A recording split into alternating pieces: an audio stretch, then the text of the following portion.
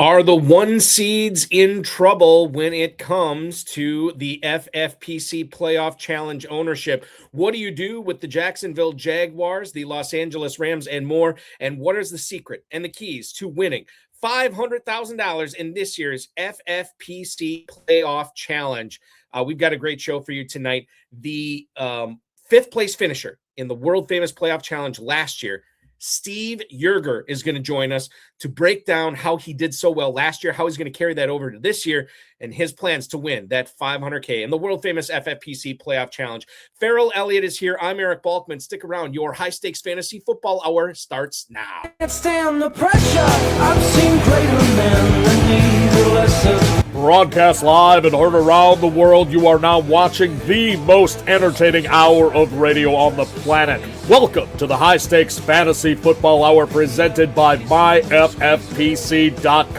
with your hosts Eric Balkman and Ferrell Elliott. The High Stakes Fantasy Football Hour is your home for analysis from the best players in the world. And now, because no one else was available, here are Eric Balkman and Ferrell Elliott. Solace in the scripture. Are we not all our father's sons? I became a man. Nobody ever told me what a man was.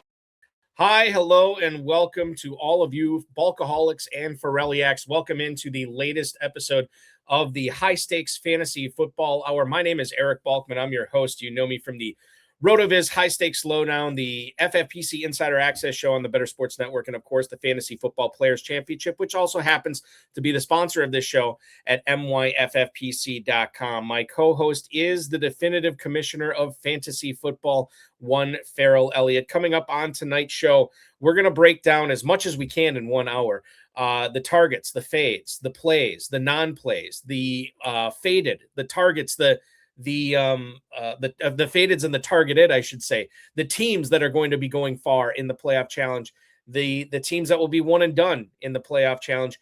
It's all about trying to get that $500,000 in your wallet with tonight's show this evening, I should say. And we'll pick the brain of Ferrell Elliott. We'll also pick the brain of one Steve Yerger, who won the, I shouldn't say won, I cashed just under $20,000 for fifth place in last year's playoff challenge. Also the IDP expert for Fantasy Football Mastermind. And if that sounds familiar, that's Michael Nazarick's site. Michael Nazarick, an annual guest on this show, one of our favorites. So we'll get to pick the brain of a real live IDP analyst on tonight's show. If you want to connect with us on X, you can do so at hsffhour, at Eric Balkman. Always check out the Kentucky Fantasy Football State Championship over at KFFSC.com. Facebook.com/hsffhour is where to reach us. You can also email the show at highstakesfantasyfootball@gmail.com. If you have any questions for us, now is the time to send them in. We'll try to get to all the chat room questions, X posts, and emails in the fantasy feedback segment coming up later on in the show. Thanks to our audio engineer and my best friend Bryce and our producer and mutual friend Rob. As I said at the top, the FFPC Playoff Challenge is live and it's spectacular. myffpc.com is where to go for this. There is one last shot for you to win a $500,000 grand prize. And it just comes at a $200 entry fee. Really simple to do. The lineups are super easy to put together. There's no draft with this. You don't have to wait for a bunch of other owners. There's no salary cap. You don't have to get your brain out and have working with math. No. There's no convoluted rules. You're just picking players. You pick any players you want. The only stipulation, you can't have more than one player per NFL team. So if you want George Kittle, you can't have Christian McCaffrey. If you want Trevor Lawrence, you can't have Travis Etienne. That's the slant. It's so much fun. Quarterback, 2 running backs, 2 receivers, a tight end, a kicker, a defense, and 4 flexes. So it is a 12-team lineup.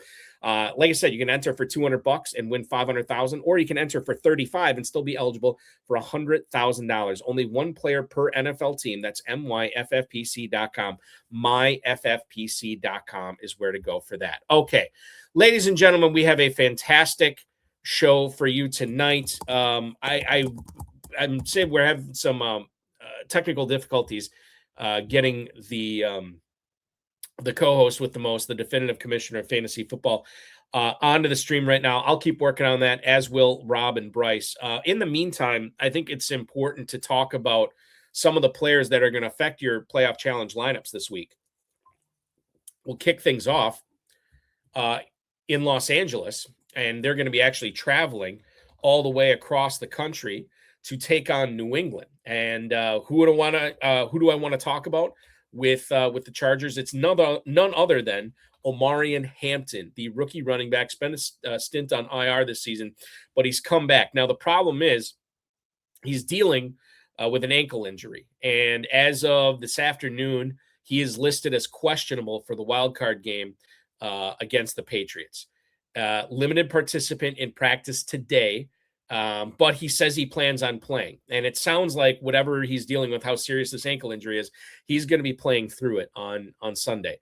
81% of the snaps were handled by Hampton in Week 17. That was the last game when he was fully healthy. Now, I would imagine that Kamani Vidal is probably going to be playing a role in the game on Sunday. It's not just going to be all Omarion Hampton. And I will say that when it comes to your playoff challenge lineups, you have to remember that this game is Sunday night on the playoff challenge locks on Saturday. I'm sorry. The playoff challenge locks on Saturday. So you're not going to know officially whether Hampton is going to be active or not. Now, this could represent a buying opportunity for you as well, because he's probably going to be a lot more under-owned than what he was at before the ankle injury. I'm still staying away. I think you have to look at the Chargers as a team that, well, and I'll say this, some of the players I've talked to over the last couple of days, they seem to think that the Patriots might be ripe for an upset here. And I was talking with Howard Bender about this in SiriusXM just a couple hours ago. And I said, look, the Patriots had a soft schedule this year. Not a lot of playoff experience on this team. Maybe they're a year early on this. And they're taking on a Chargers team that tried to rest as many players as they could last week. So there is something to be said for that. I don't think it's a slam dunk that the Chargers lose this game against New England.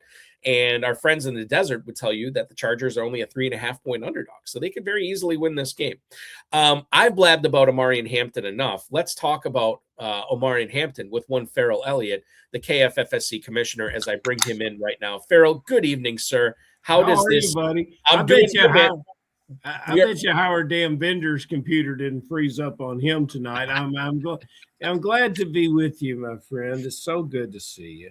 Happy playoff eve, man. I think that the postseason this year in the NFL, listen, you've seen more postseasons than I have, but I would say, at least in recent memory, I don't really have a good feel on how these games are going to go, which is scary, but it's also very exciting. Okay, who do you want to win besides your Packers? I was just going to say, yeah. I think it would be cool to see Jacksonville win it all with Liam Cohen in his first year. I think that'd be interesting. I think that over in the NFC, if Green Bay can't do it, I'm not a Nick Sirianni guy, and I'm contractually obligated to root against the Bears, so I can't like them at all. I don't know if there's a team I like out of I guess it'd be kind of cool to see Sam Darnold get to the Super Bowl. So I guess Seattle, Jacksonville. If I had to pick two teams and I couldn't pick the Packers, that's probably who I'd take. Okay, but you specifically wanted to talk about Hampton. Well, what do you do with him, Ferrell? Because he's a valuable part of that offense, right?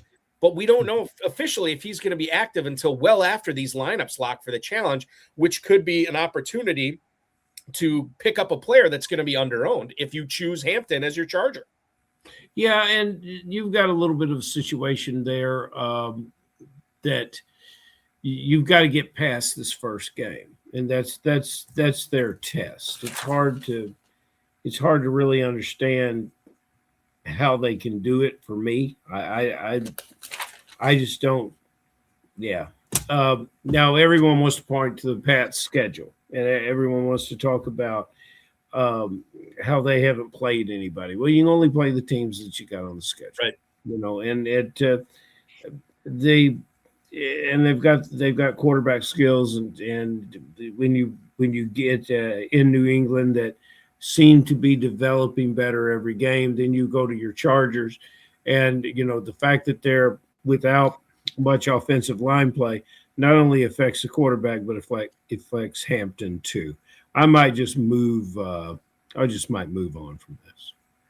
The thing with the Chargers is there are some other players I like on this team. I think Yes. McConkey's a nice pivot. I could see Gadsden, and obviously tight end premium with the FFPC. I could see him working there. I like Dicker, but I do think he's going to be owned in so many of these formats. So you're in danger of getting duped if you have Dicker on there. You want to? Is that what you want? A one and done kicker. Well, I mean, I know Nelson Sousa was talking about utilizing Kaimi Fairbairn as a weapon for the Texans, like where he was excited to use him for multiple weeks because he's been so good. So I don't think it's always a fade. Now, I always bring up, I think it was Jason Book who won this challenge back when the Seahawks and Broncos played. The Seahawks defense ended up winning him the 100K because you had double points in the Super Bowl, and you had a case where he was the only one with the Seahawks defense, so that actually won him the six-figure grand. Yeah, and that's why guys play multiple teams. But I tell you one thing, Balky, I don't think in this year that a defense is going to be responsible for winning this thing. Yeah, it's just there's the Hampton thing I think is a no-brainer. Let's just push him to the side. Right. But I tell you what, you're inviting. If you pivot to McConkey, you're inviting disappointment. I think. I don't know who you play on this Chargers team. Well, you could just fade him then. You could just fade him entirely. That's the other possibility as well. Let's talk about San Francisco here, Ferrell, because it seems like everybody I've talked to is very excited to play Christian McCaffrey. He's probably going to be the highest owned player in this competition, if not the highest owned, definitely top three. I actually like Kittle, and I know the Eagles are really good against tight ends this year, but I think he's a nice pivot play in this game because so many people are going to be buying into the volume of McCaffrey. And quite frankly, I was talking with Joe Bartle from RotoWire on FFPC Insider Access last night about this. He's like, look, I think the Niners are one and done.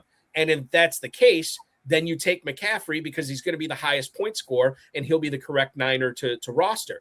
I will pivot off that and say you have to be unique somewhere. And if Kittle does somehow have a decent game and the Niners beat the Eagles, which is far from a long shot, I think they could easily do it.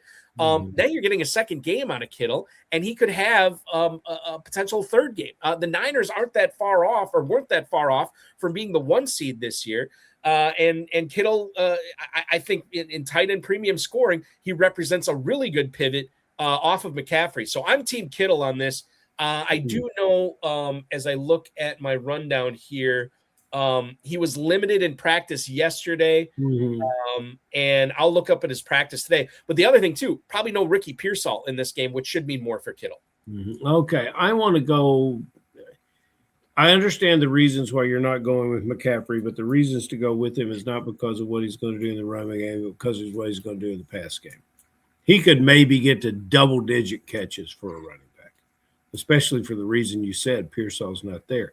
I think if you want to pivot off someone, you can pivot to Jennings, because Jennings is the one guy that can maybe get you 40 points, lose or win. He could have those kind of games. He's had them before. Just a thought. Without Pearsall, and if it is a negative game script for San Francisco, that would make some sense if you end up going with Jennings. And, quite frankly, what if the Niners lose this game 31-26, Jennings catches a couple of touchdowns? It's certainly not likely to happen, but all of a sudden you are looking really, really good if you ended up playing Jennings over one Christian McCaffrey as well.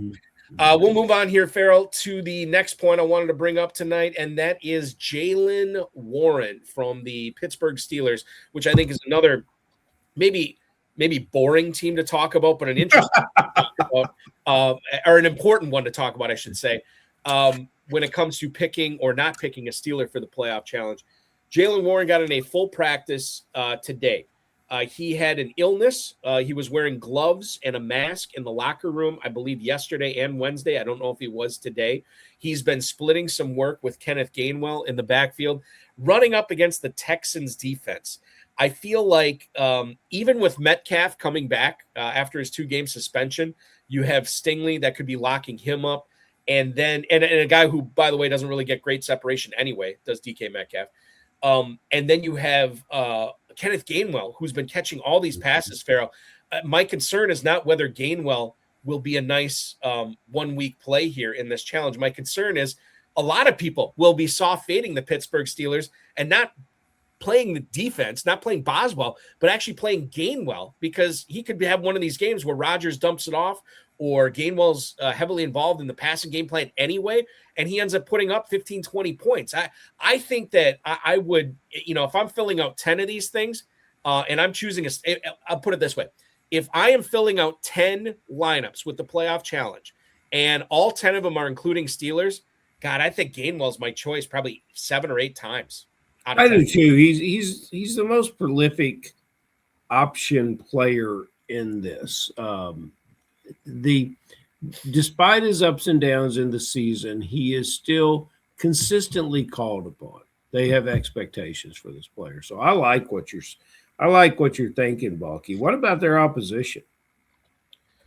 Well, okay. So initially, when I was thinking about this, I said it's got to be Barkley. Or not Barkley. It's not Barkley. It's Houston. Now that would make the Texans a pretty dangerous team if they had Saquon Barkley. Initially, when I was thinking about this, I mentioned what Nelson Sousa said on the Fantasy Empire podcast about Kaimi Fairbairn. Initially, I was like, well, it's got to be Nico Collins, right?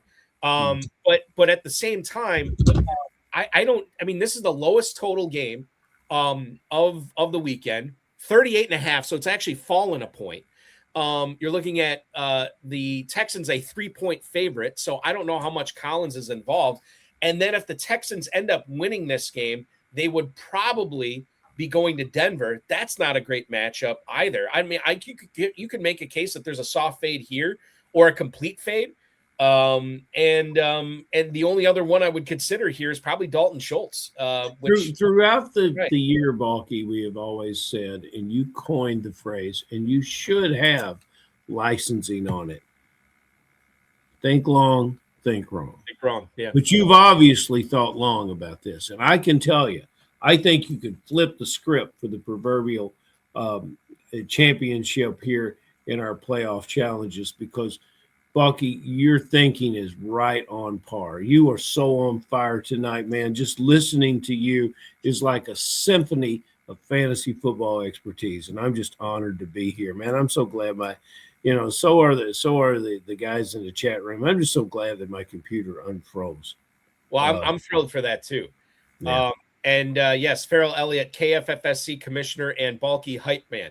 I really appreciate that's good stuff from you. You haven't asked me who my favorite team in the playoffs is. Who is it now? When you say favorite team, is this the team that you are rooting for? Or yes. Okay, go ahead. Carolina Panthers. Now, Ferrell, I have to say that if this is your favorite team, man, I don't know how much you're going to enjoy the playoffs. I just really want to get out to San Francisco and walk down Media Row and see them all interviewing Xavier Legette, because I got to get him talking more about being a wide receiver, and the national press can handle Xavier, but I think about the California press out there, which they would be rampantly infused throughout the room, and they're going to be saying, what did he say? It's just that's really my Super Bowl dream right there. Well, I'll tell you this. There is a guy that we're going to welcome on right now who actually speaks a little bit more clear than Xavier Legette. I know it's crazy. This guy came this close to the mountaintop last year in the world famous playoff challenge. He ultimately settled for 5th place overall in the competition, paid him out just a shade under $20,000. He's here tonight to discuss how he got so close last year and his plans to complete the journey and bring home that $500,000 this year. Please welcome onto the show, Mr. Steve Yerger. Steve, welcome in tonight. Thanks so much for joining us, man. There he is. Thanks for having me. A great honor to be here. It was quite a journey last year, and I'd like to take it a little farther. Yes, that's the plan. That's the plan. We will get into. I already teased at the top of the show that you and Michael Nazarick are co-workers. So I want you to talk a little bit about that. What else are you doing to occupy your time when you are not hanging around the top of the leaderboard of the playoff challenge? Well, I'm an accountant by trade, Penn State here. I work for the Pennsylvania Insurance Department. I know combine insurance and accounting together. I mean, it's like Mardi Gras.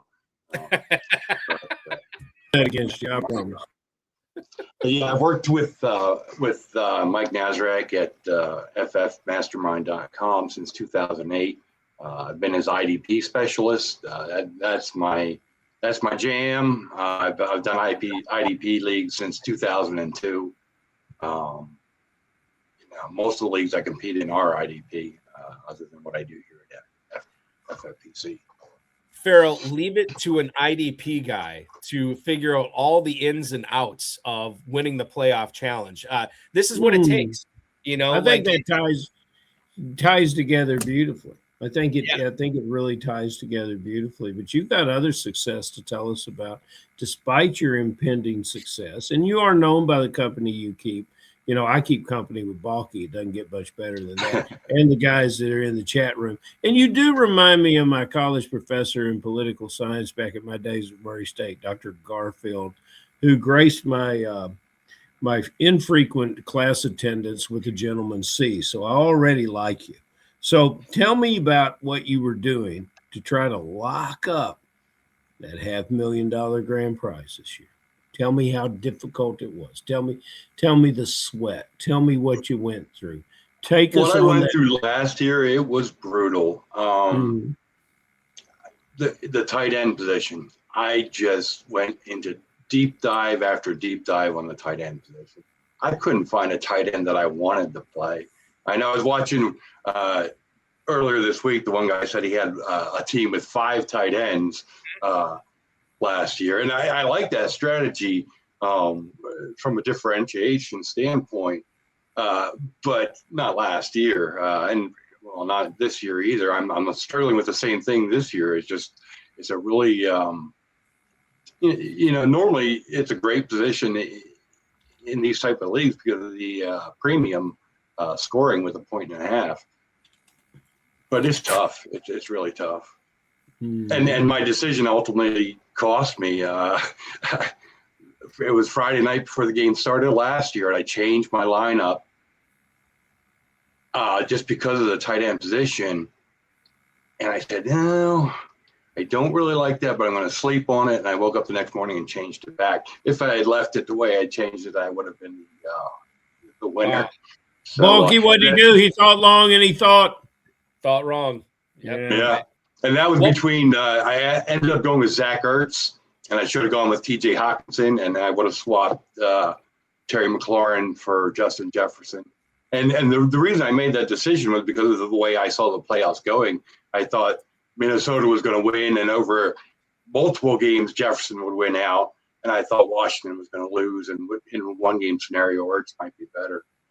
And that both those games went the opposite direction. That's why, figuring out your bracket is really one of the Balky, we have a rookie guest commenter in the chat, which I think deserves to be posted in big letters. Go right ahead there. Oh, yeah, my brother's watching. All right. How are you, Matt? We got Steve Yerger's brother, Matt Yerger, watching on Facebook tonight.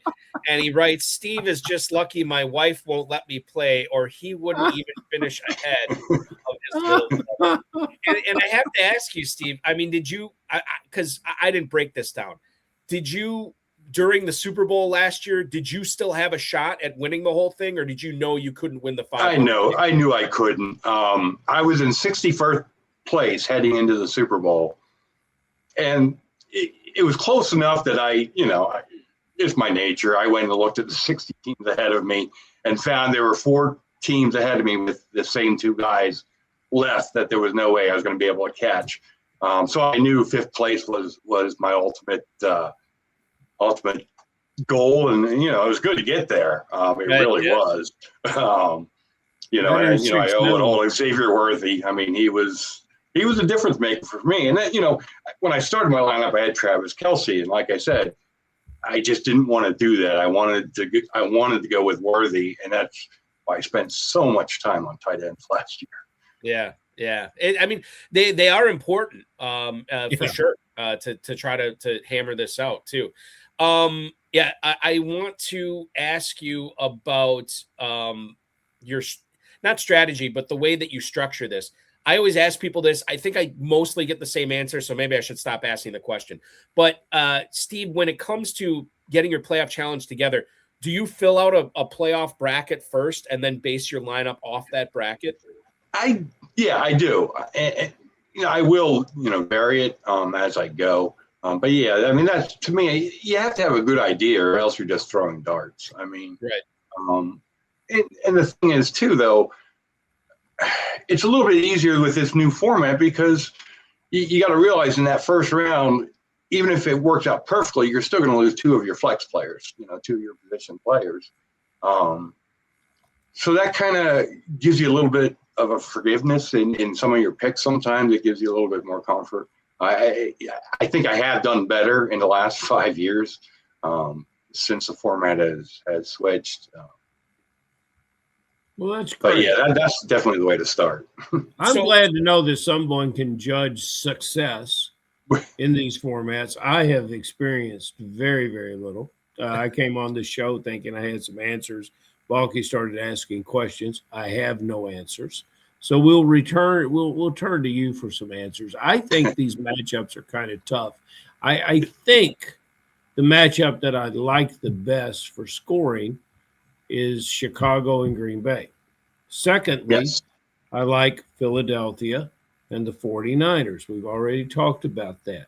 What is your toughest game to figure out just in this weekend?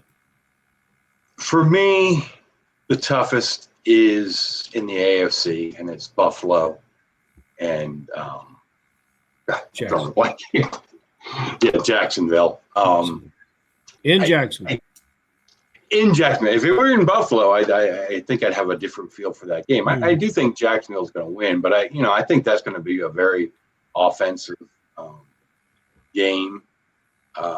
But it wouldn't surprise me. Buffalo has a lot more playoff experience. And everybody's saying, this is Josh Allen's year. This is Josh Allen's year. He could work his magic too. Overall, I mean, Jacksonville just looks so good lately. But as our frequent guest to the show, Adam Hahn, points out in the commentary, it doesn't seem to be magic in the playoffs. And although he has 10 playoff wins, he's the only quarterback with 10 playoff wins that doesn't have a Super Bowl win. Isn't that an amazing stat? I guess that has to do with the expansion of the playoffs. And that's one thing this year. There are only 6 quarterbacks with more than one playoff win in this playoff. A lot of inexperience, right? It just adds to the craziness of this year. I mean, this is really, the 1 seeds are a little bit lighter than what you normally see in a 1 seed. And yes, sir. Yeah, it's a different type of year for predictions. Yes, sir. Who do you have, just curiously, for when you filled out your bracket for your lineup? Who do you have playing in the Super Bowl this year, Steve? I went with Seattle, New England. A lot of inexperience there, but like I said, there's inexperience all around. They're well-rounded. Especially with New England, I like the way their path looks. They might be able to avoid,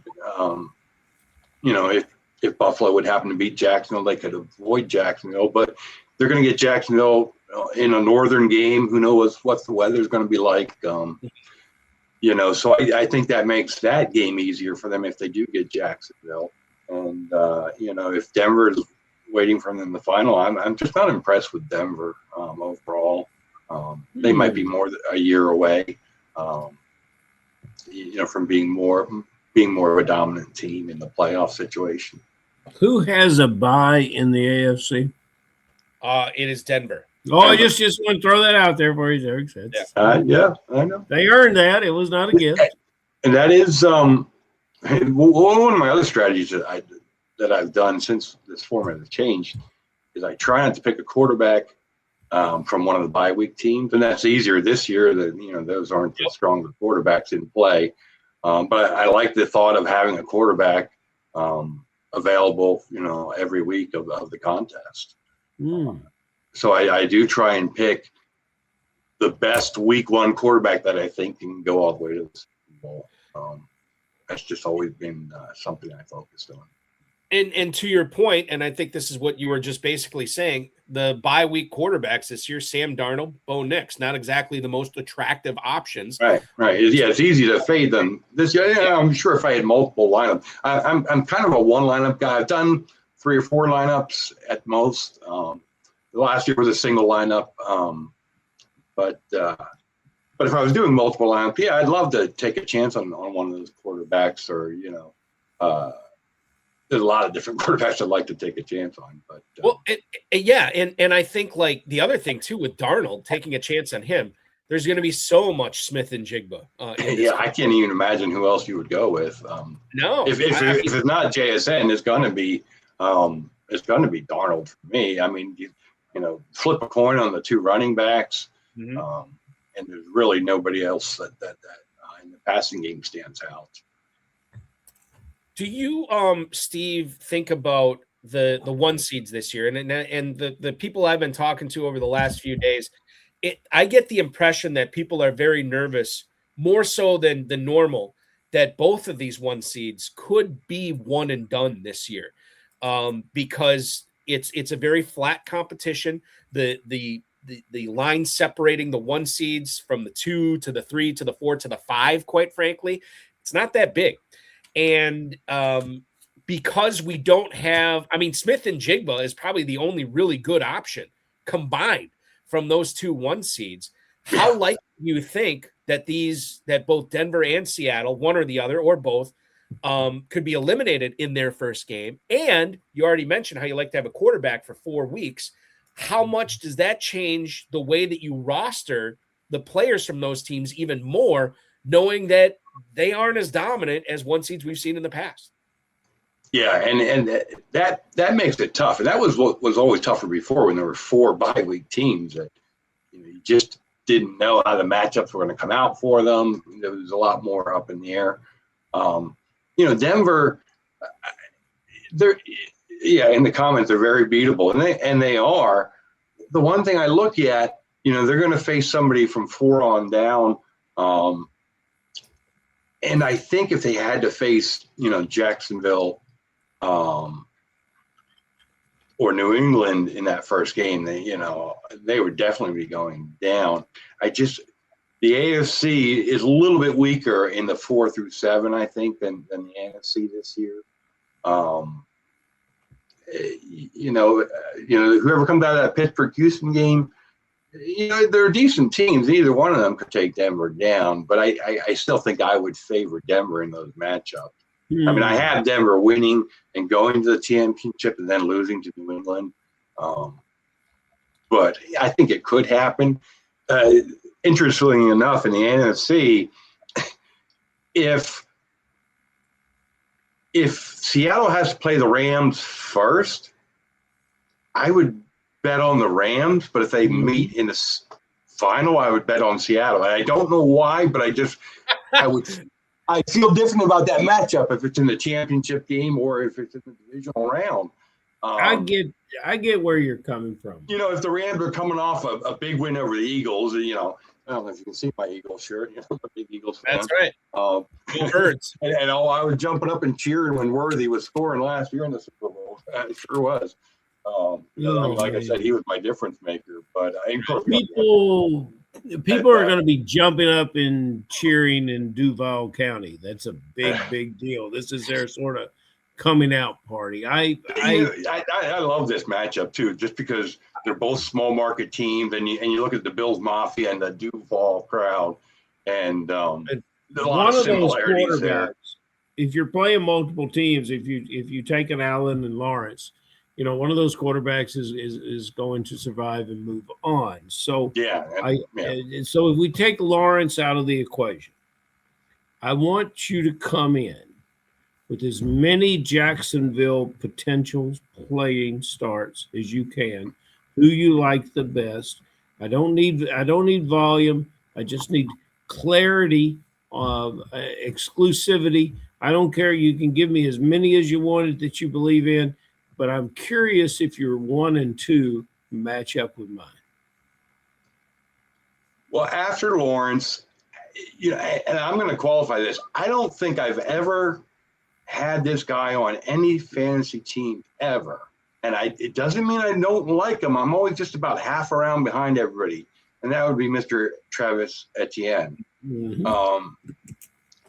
I've never been a huge fan, but like I said, I admire his talent. But just this year, he's been a different player. And I just get the feeling people are going to devalue him a little bit.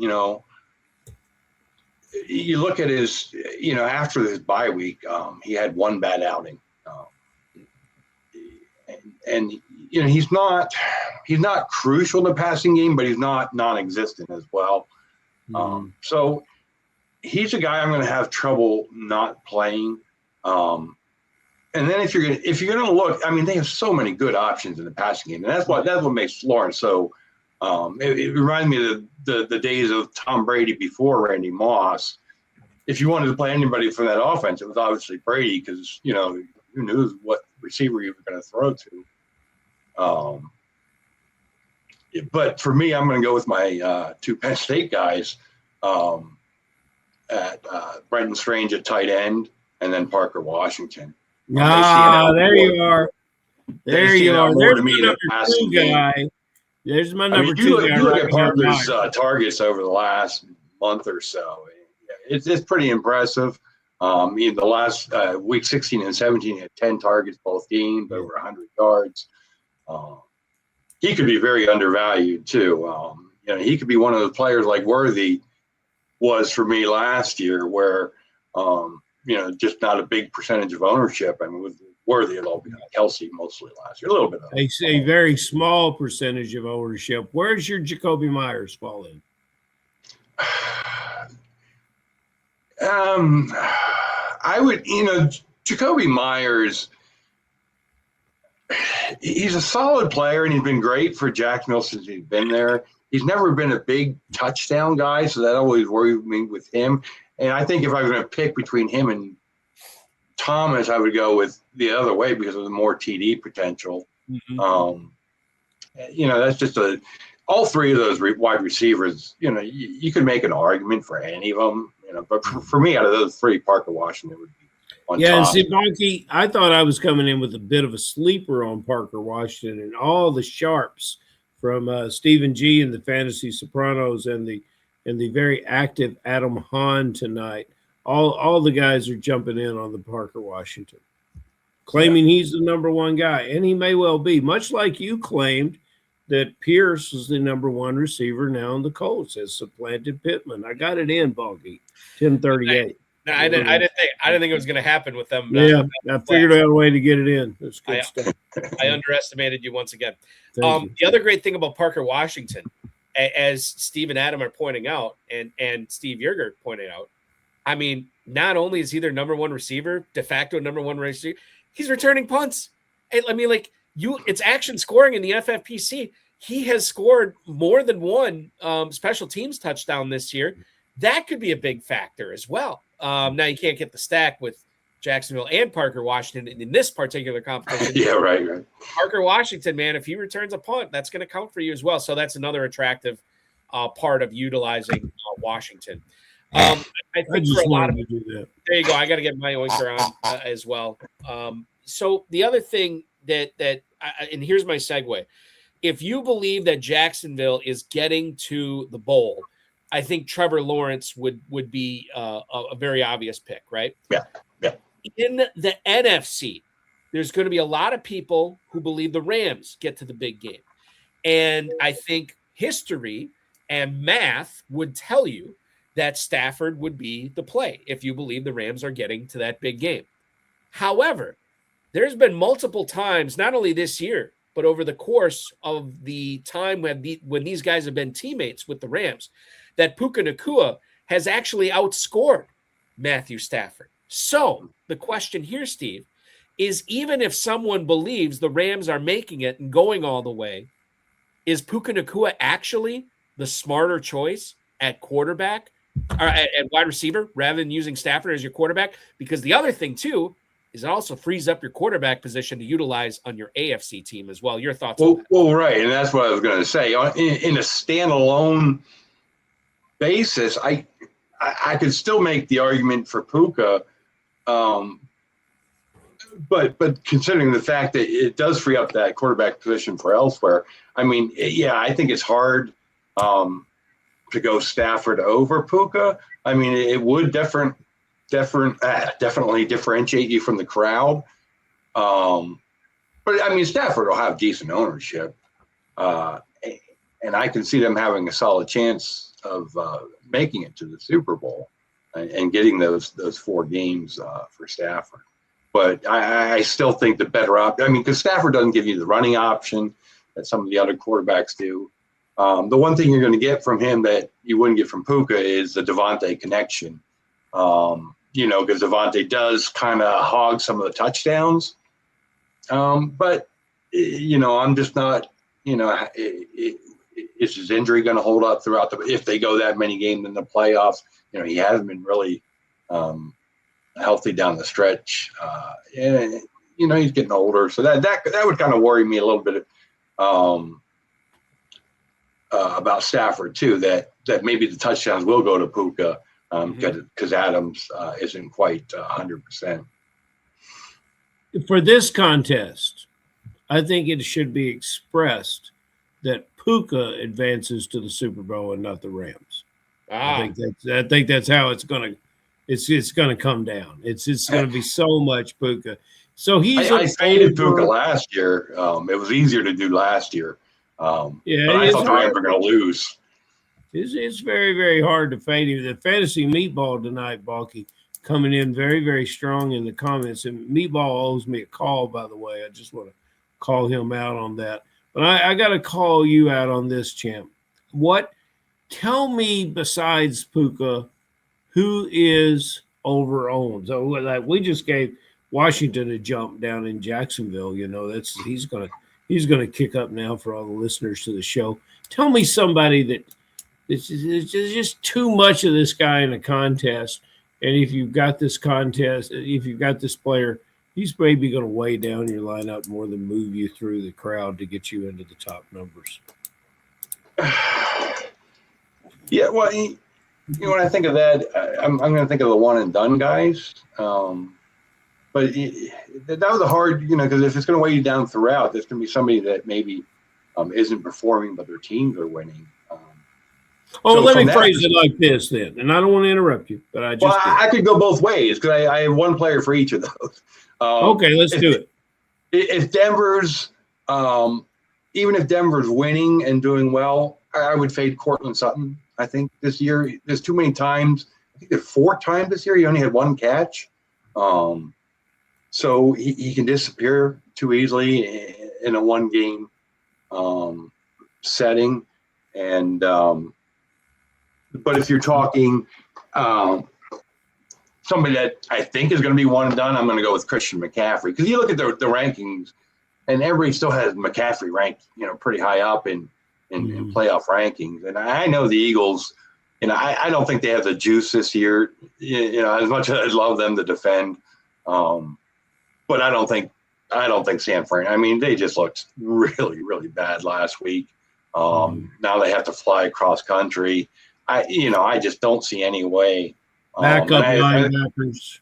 And I think Eagles get up big early, and he's still going to be active in the passing game. He'll get his points, and he could be a decent one and done score. Like I said, you're going to lose 2 of your prime players in week 1, regardless.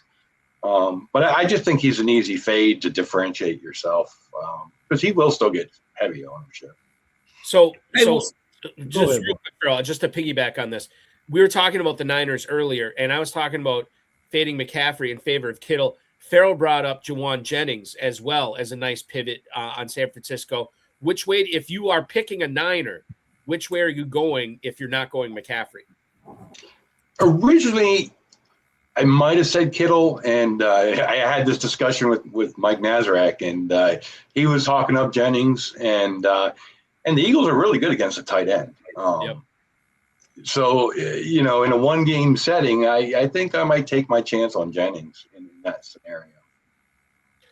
It could be very fruitful if the Niners are one and done, and Jennings ends up having like this big second half where they're trying to keep pace.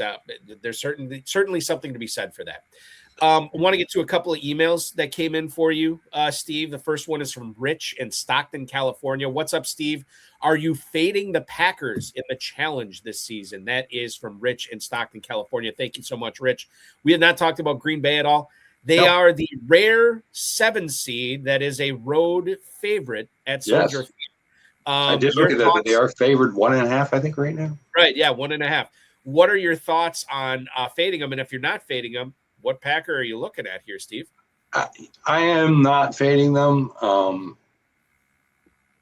I think they're going to win, so I definitely don't want to fade them. And this is just a personal favorite of mine. I like Christian Watson. I like what he brings to that offense. Jacobs is too banged up right now. He's just not himself. I mean, he's still going to get his, but they're giving him a lot more breaks on the sideline throughout the game, keeping him fresh more. So he's not getting quite the volume. They're really using Wilson, pretty heavily. So for me, I can't see anyone else other than Christian Watson that I want to go with that team. He has a capability of just really big outings.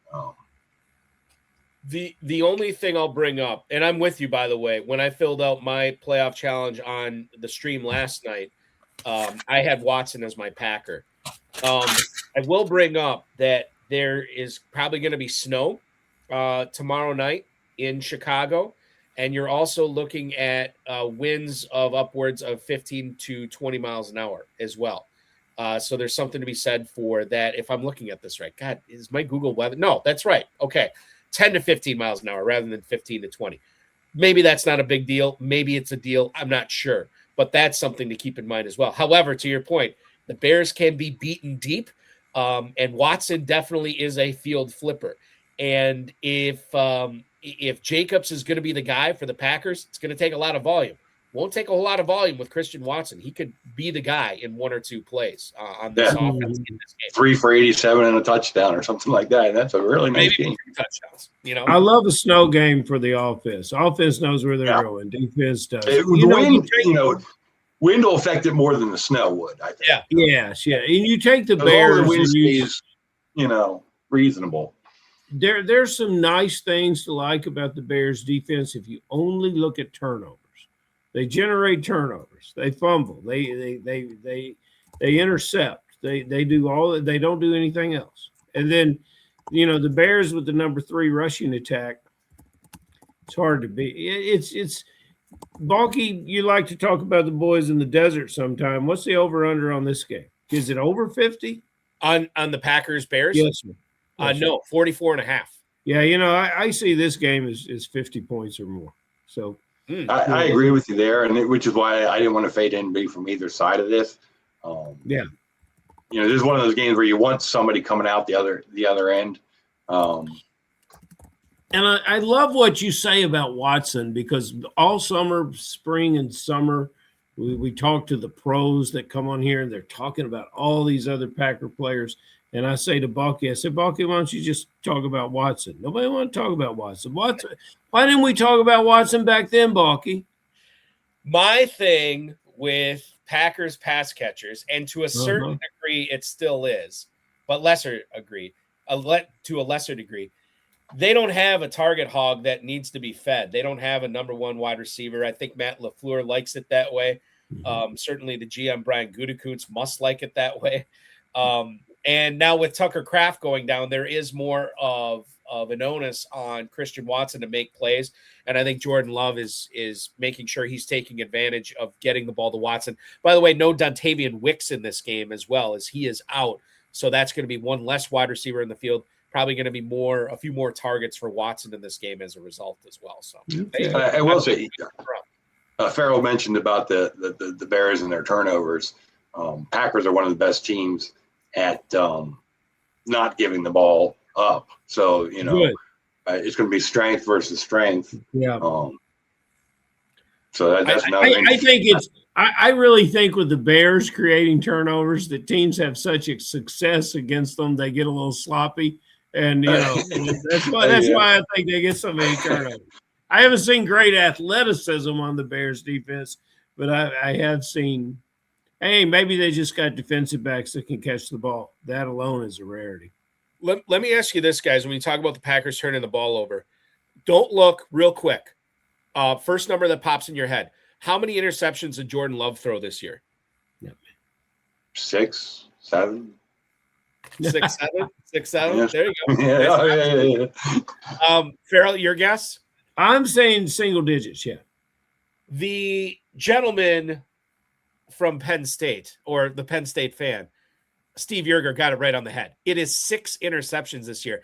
I was listening to a podcast, and I think it was Brett Whitefield from Fantasy Points. I could be wrong on this. I think it was Brett who said, it seems like he threw 20, because when he throws an interception, boy, they are big and bad. Yeah, that's true. Horrible throws, affecting the outcomes of games, putting his team in it. But he only threw 6 of them. So, and the Bears, obviously, for whatever reason, they're able to turn the ball over quite a bit. Well, that's going to be a fun game on Saturday night, regardless. Hey, Balky, throw the meatballs comment up. Oh, sorry. Yeah, here we go. Farrell is trying to start crap with Balky. Welcome to the meatball. That crap started 20 years ago. I was just going to say the same thing. There's no starting here. This has been going on for quite a while, 2 decades. One more email here for you, Steve.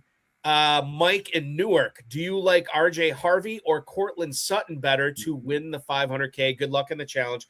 Thanks for the email, Mike in Newark. What do you think there between those two Broncos? Or do you have a wild card? We'll do it Family Feud style. Where is it Harvey? Is it Sutton? Or you want to go off on your own with your own Bronco? I have Harvey in my lineup. I think it's Harvey. Like I said, Sutton's too up and down. Mims has kind of faded away, but Franklin's always there to steal some targets, and he could have a big game, then disappear the next game. But I think Harvey, people are going to be scared off because they think the other running back's coming back. I don't think he's coming back. Yeah. Well, and I'll say this too. Even if he does, I think the report was AFC Championship.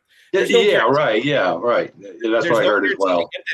And think about all the time that J.K. Dobbins has missed. I don't know what kind of football shape he's going to be in. I don't think he's going to be very impactful.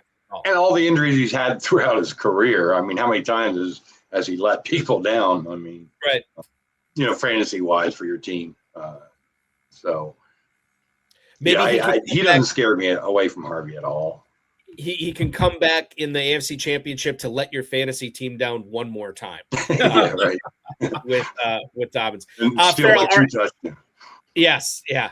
Ferrell, final question from you. And you guys might have been on the precipice of teasing my question and letting the proverbial cat from the bag. But nevertheless, I will persevere with this question. The world famous Fantasy Football Players Championship Playoff Challenges is a fantastic way to end our season and to start our new year in 2026. And I must ask you, give me one player that must be in your lineup to deliver success. And give me that player that is going to be the proverbial disappointment that wrecks the lineup and makes everyone regret that they ever thought of this player. Those are the 2 charges we need from you, my friend. I am going to go with my quarterback this year, and that's Drake May.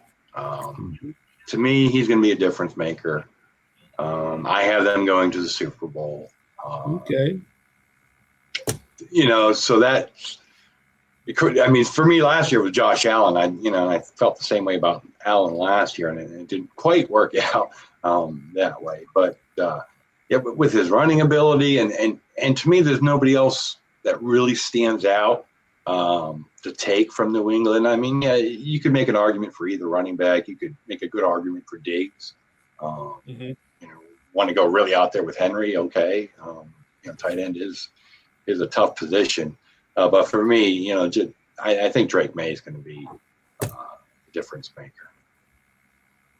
And then I already talked about fading. So you've given us our difference maker. Give us our disaster maker.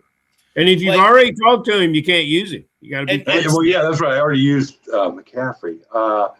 Steve, let me frame the question this way too. If you had, let's say you had 20 lineups, okay, the one player that people will roster that you would not have on any of your 20 lineups. Definitely Ramondre Stevenson would be one because I like Henderson better. That one seems weak, though. I'm trying to think of a better one.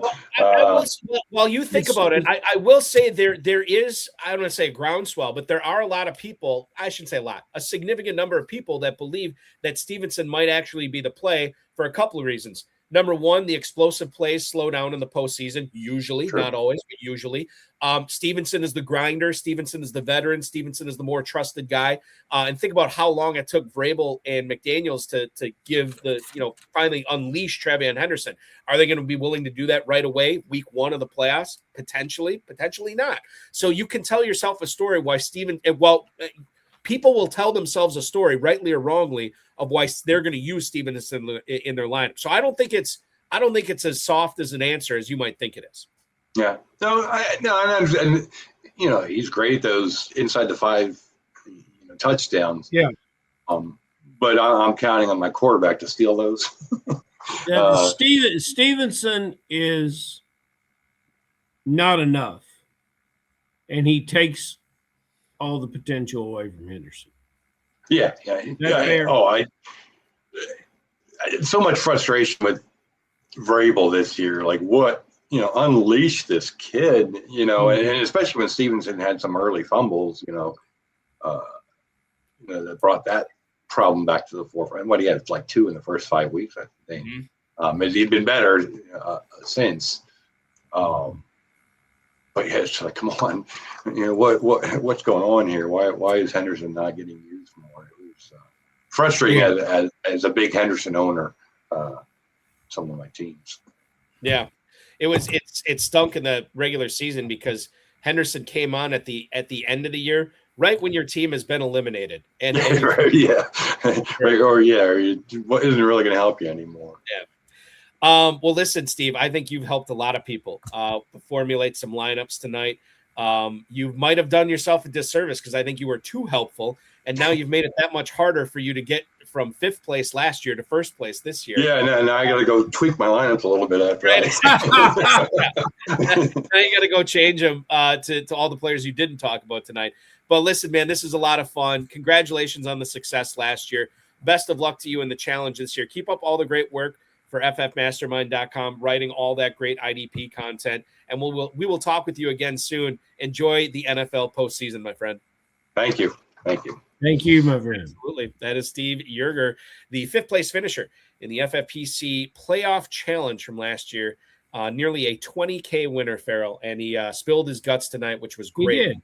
On how to formulate these lineups. Okay. A real gentleman. He loves those Nittany Lions, too. He does. Yeah. Shout out Penn State. Shout out Adam Levitan, which I think I'm contractually obligated to say after you say shout out Penn State. You have to shout out. You have been really dropping the names tonight. Yeah. Well, I mean, I am a name dropper. But you live in such, you travel in such high circles. It's really cool. Only in Louisville do I travel in high circles, Ferrell. Only in Louisville. You're beloved most here, but you travel in high circles everywhere. Speaking of Louisville, I have to talk with you off air because not a lot of people care about this. Quarterback for Louisville, former quarterback for Louisville, has actually joined the Wisconsin Badgers. I need to talk to you about him. What is his name? I'm going to look it up right now. Let's look it up. Yeah. It is a guy I thought we had talked about before, Deuce Adams. Yes. Mm-hmm. Yeah. So he is now going to be probably the backup to Colton Joseph, who's coming over from Old Dominion. And knowing that the last 3 quarterbacks the Badgers have gotten in the transfer portal all suffered season-ending injuries in the first or second season, Deuce Adams is going to get a lot of playing time for Wisconsin this year. And Deuce needed to get out of town because the longevity amongst quarterbacks at the University of Louisville is not necessarily the way they go. Yeah, that's true. They really enjoy and manage and do a great job with the portal quarterbacks, and that's what they believe in. Yes, we have to do a good job with answering these emails. Okay. Tonight. I'll go to Nate in Houston's first. He writes, "What's Nate doing?" Nate wants to know if the Pats are for real. He wants. Well, sure they are. You believe they are? Okay. Well, sure they are. We just had a guest on in Steve Yerger who said Drake May is his quarterback. Yeah. He's projecting a New England Seattle Super Bowl. You said earlier, and I agree with you. You can only play the teams that are on your schedule. But you've seen enough from this team to believe that they are built to get to the big game. They've got a quarterback that makes good decisions. They've got a coach with a defensive mentality that has studied and learned the game at a lot of different levels. They have some perfect things coming together. They've got experience at running back. They've got youth and explosive running backs. They've got a tight end that's a vet. They've got a lot of things that they do right. And sure, they're for real. Jim in Mountain View, Wyoming. How do I play the Bears in the playoff challenge? Enjoy the postseason. Thank you, Jim in Wyoming.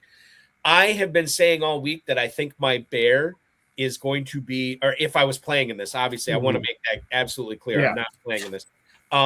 If I was going to play in it, my Bear would have been Colston Loveland or Luther Burden, right? And then Joe Bardo from RotoWire kind of talked me into DeAndre Swift last night. And if you look at things are trending in that backfield, Ferrell, it almost seems like Swift is back to being a true blue RB1. And maybe he's the right play in a game that should be a knockdown, drag it out, slobber knocker. And the Bears' rush offense has been pretty darn good over the last month or two. So maybe it is Swift. Maybe that's the way you handle the Bears. Yeah, maybe it is. Number 3 rushing offense in all of football, and he is the guy. And you're trying to play a tight end, which still has to deal with the other tight end. So, what are we thinking about here, Balky? Let's go ahead. I know there's 2 good running backs there, but let's go ahead and let Swift catch passes, run the ball. He's your guy in Chicago. What a fantastic matchup this is. This is the most fascinating game to watch for the weekend. I will say, yeah, and it should be. I will say that we don't have a super rich tight end class in this year's playoff challenge. I think I said there was 2 of them. Steve G last night on the show, and somebody else, I can't remember who was watching, and said that Steve was a guest on the show. No. Steve was in the chat room. He was in the chat room. But he said Dalton Schultz and Brenton Strange, and I think I have to add those on as well. So maybe this tight end, the tight end group goes 4 deep rather than 2 deep in this format. And listen, Harshal Sheth, who I was talking to on Tuesday night on the Road of His High Stakes Lowdown, he said, and Steve referenced that 5 tight ends in one of his lineups. I have never seen a 5 tight end or a 4 tight end lineup win this. I could be wrong. I maybe seen a 3 tight end win it once, but usually it seems like 2 tight ends is the magic number for this. And it makes sense for Loveland and Kittle. Although I might be backing off Kittle now, the way you guys are talking me into Jennings. Yeah, Kittle and Loveland. Back off Loveland too. Okay, I'll back off Loveland. Let's go to the Eagles. Norm in New York. Saquon Barkley or A.J. Brown for my Eagle. I know that there's certain people that would pivot off both of them and say Devonta Smith. I can't remember. Were you talking about Goddard before? I don't like Goddard, but it seems like you think that there's a chance you could use Goddard. What about for Philly? Who's your favorite Eagle? Barkley. I believe he can recapture what he didn't quite capture during the season and run this team through the playoffs. However, I do like the quarterback. I like the quarterback a great deal. I like it, especially in this matchup where the defense is giving up a double-digit passing touchdowns. I think let's get off to a great start with an MVP type quarterback who gets to play in the opening round. I love that. I think that in regards to the Eagles, well, I mean, I don't know. Like the Niners defense, everybody says it's so bad, and it is. I mean, I just think they're just super injured right now. Well, they lost their two linebackers, Bethune and Warner. Yeah, how do you play without those two guys? Yeah, and Warner was just a madman out there, both pass defense and rush defense. So can't play without those. Yeah, maybe it is a Barkley game where they just they run, and Kevin Patullo loves to run the ball anyway. So maybe it'll just be Barkley, and then again more Barkley, and then the Eagles win, and you get at least another game out of them as well. Okay, final email tonight, I believe. Yeah, Chuck in Chicago. Happy playoffs. Is Dalton Kincaid the Buffalo pivot? Thanks again. That is Chuck in Chicago. Thank you, Chuck. I would imagine that James Cook and Josh Allen will be the most owned Buffalo Bills. In fact, I think you can make the case that James Cook is going to be more owned than Josh Allen. But Ferrell, if you want to stay away from both of them, I think it's Kincaid. I don't trust anybody else on that team unless you're going to soft fade them and use their defense, which I don't know why you would against Jacksonville. They got their third string kicker, their third kicker of the year in there. I could be wrong on that too, but I know it's at least their backup. Too many cooks in the kitchen. Go with Cooks. Go with Cooks as your play here. Yes, Kincaid, but no. Let's stay with Cooks. Let's stay with the guy that's damn near close to winning the AFC rushing title, the league rushing title. Let's go with the guy who quietly put together how many yards, Balky? 1,600 yards. Yeah, 1,600, yeah. You know, why go trying? We've already talked about all the tight ends that we love, and Kincaid's name's not there. Why? It's not necessary. Let's go Cook. Yeah, I don't trust him. He's been way too inconsistent throughout the regular season. Now he's going up against tougher defenses. Adam did say, you can't run on Jacksonville, which is true. I mean, they led the league in rushing yards against per game. I think it was like 85 or something like that. So it may be tough sledding for James Cook. But if the Bills get by the Jags, then all of a sudden you're looking at potentially 2 games from Cook. And if they lose the next game, then it looks like Cook might be the play over Josh Allen as the correct bill. This is just we're galaxy braining this, and we just don't have enough time. But no one wants to play Xavier Legette but me. Yeah, well, I'm rooting for the Panthers for your sake. Yeah, but we got to root for those Panthers, baby. I'm excited to kick off the playoffs tomorrow. The playoff challenge. I'll mention that before we sign off as well. Give you an update on how much time you have to sign up for that. Speaking of signing up, Ferrell, KFFSC.com is where to go for everything that is going on with the Kentucky Fantasy Football State Championship. The Super Bowl party, which is coming up in just under a month. Everything, all the drafts sold out both days, right? We're a complete sellout a month ahead, Balky. It's a wonderful commentary to our players who wish to come. Some are new players. Steve G's making his first trip. We'll miss Tom Smith, who will not be there in person this year. But the group that is coming is fantastic. The fact that you will be able to be there, that's been the motor behind a lot of people wanting to come and play against Balky. We've opened up 2. They will be available tomorrow. We've opened up 2 leagues, 2 ancillary leagues, which will be linked to earning teams not only in Kentucky, but teams in Las Vegas for the winners here at the FFPC. So it's a great weekend. We're going to make room for you. We're going to make contests for you. Come and be with us for this, the kickoff league of our 25th annual KFFSC. KFFSC.com is where to go there. Check that out this weekend and register for those leagues. You can also, while you're there, sign up for the Rocky Blyer Super Sunday Sweet 16. That's right, because the meatball says he waited too long. Right. He can also play online, and he can come on down here and be part of the party and play in the ancillary leagues. So one of those is already up. A couple more will be up tomorrow.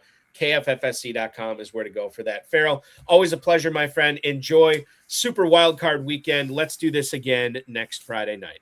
Can't wait, Balky. You got it. That is the definitive commissioner of fantasy football, one Ferrell Elliott, and that will wrap up tonight's show. I want to thank Steve Yerger, Ferrell Elliott, the FFPC, Rob Bryce, and of course, each and every one of you. We will be back 10 p.m. next Friday, 10 p.m. Eastern, for another edition of the High Stakes Fantasy Football Hour. Other shows that I did this week for the FFPC, in case you missed Tuesday night's RotoViz High Stakes Lowdown, you can check it out on the RotoViz podcast feed, as well as anywhere you get podcasts. The FFPC socials, Facebook, Twitter, YouTube still has it. I talked with 2015, 2016 world famous FFPC Playoff Challenge 6-figure grand prize co-champion Harshal Sheth, who has played this contest. He's actually, if there is one person, probably him and Tejas Badawala, his former co-owner, that's who they won it together. And both those guys have actually come close to winning this contest the second time. So he was a great guest. Really gave me a lot to think about, gave you a lot to think about as well. If you watch that, in case you missed it, check it out before you submit your playoff challenge lineups. Next week, next Tuesday night, will be the season, I think, 10 finale of the RotoViz High Stakes Lowdown at 10 p.m. Eastern time on Tuesday. 10-time FFPC league champ Ken Ford will join me. He finished in the top 50 of the FFPC Divisional Playoff Challenge last year, so we'll talk with him about that, as well as his lineups for the playoff challenge this year. That is the season finale. However, it's not really a season finale because we switch from going weekly on that podcast to going to the first Tuesday of every month until the NFL's playing season starts again. So we'll still have plenty of RotoViz High Stakes Lowdown throughout the spring and summer and early fall for you as well. In case you missed it, watch last night's FFPC Insider Access show on the Better Sports Network. Any of their socials, any of the FFPC socials. It's also anywhere you get podcasts as well. I spoke with RotoWire's Joe Bartle. We each put together a playoff challenge lineup, so you can feel free to dupe us on that. And then next week, we go live again from 7 to 9 next Thursday. Fantasy Pros Pat Fitzmaurice will be my guest co-host for that. That's always a fun time when Pat swings in to do the show. I will mention the world famous FFPC Playoff Challenge one more time. It is live. It closes tomorrow, perhaps maybe even closing earlier. I'm looking at this right now. And this is real-time update, unless you're listening to this or watching this later. That's not real-time. But if you're watching it live right now, we are, as far as capacity goes, 85% full with the $200 playoff challenge. And then with the $35 playoff challenge, we are looking at probably about the same, I would imagine, actually. We are looking at, we're about 87% full on that one. So this is the time when these entries are flying the rest of tonight and tomorrow morning. Just get in now. That's all I'll tell you. Get in now. Worry about setting the lineup sometime early tomorrow afternoon, but just get your entries in so you don't get locked out of this competition. A $200 entry fee gets you eligible for a $500,000 grand prize. $100 entry fee $35 entry fee, beg your pardon, gets you eligible for a $100,000 grand prize. There's no drafts or salary caps. You're picking whatever players you want, just one player per team. So if you want Sam Darnold, you can't have Jackson Smith and Jigba. If you want Bo Nix, you cannot have Cortland Sutton, that kind of thing. Sign up now, myffpc.com, myffpc.com. Remember to like this video, subscribe to the channel, comment on the video, share with your friends, share with your enemies, and get notified each and every time we go live, which will be next Tuesday at 10 p.m. Eastern, next Thursday at 7 p.m. Eastern, and next Friday at 10 p.m. Eastern. Your FFPC NFL Super Wildcard Weekend officially starts now.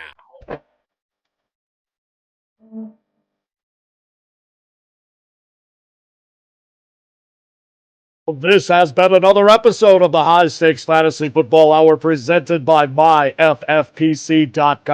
It was broadcast live and was watched around the world. Balky and Ferrell will be back next week with more analysis, more interviews, and more advice from guests much smarter than they are. Thanks for watching, and we'll talk with you again next week.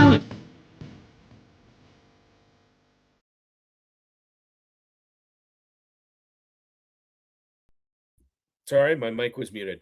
Once again, if the fantasy season did not go your way, bear in mind, no matter how bad of a year you had in fantasy, you could still win $500,000. Make it a year to remember. myffpc.com, myffpc.com is where to go to play the world famous FFPC Playoff Challenge.